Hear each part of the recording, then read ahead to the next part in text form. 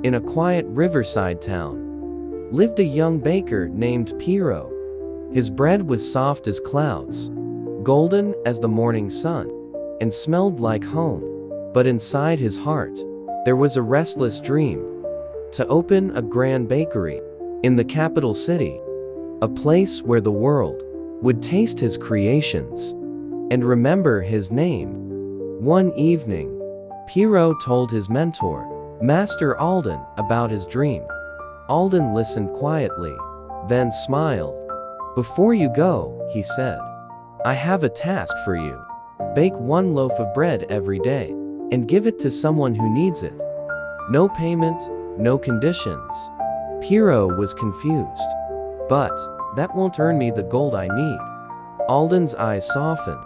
"Some loaves feed the stomach, others feed the soul. Trust me, the bread you give freely will be the most valuable you ever make." The next morning, Piero baked an extra loaf and carried it into the town square.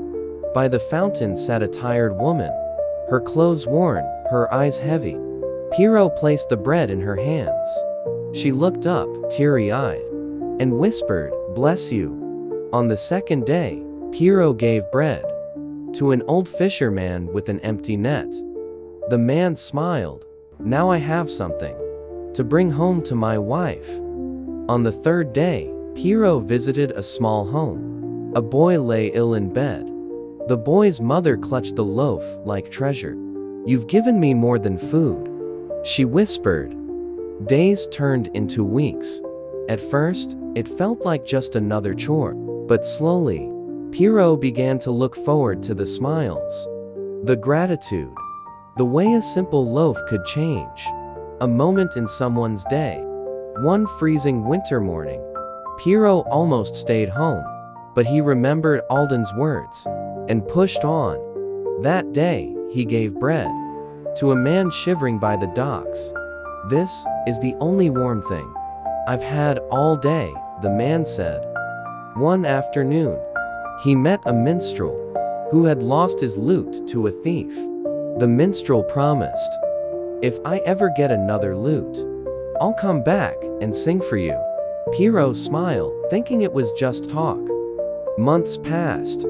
His savings grew slowly, but every day, without fail, a loaf found its way into the hands of someone in need.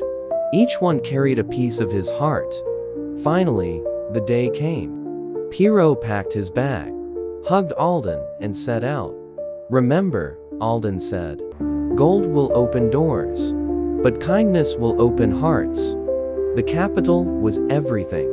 He imagined grand, glittering, full of life.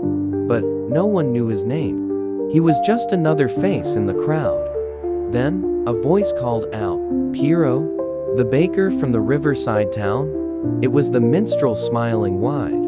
"You gave me bread when I had nothing. Come, I'll introduce you to friends." A merchant remembered the bread he brought to his sick sister. A noblewoman recalled how he fed her servant when they were stranded. From town to town, faces lit up, all because of a simple loaf freely given. Piero realized his bakery was never just about bread or gold. It had been open for months in the hearts of those he had fed. That evening, in the capital, he baked again and gave the bread away.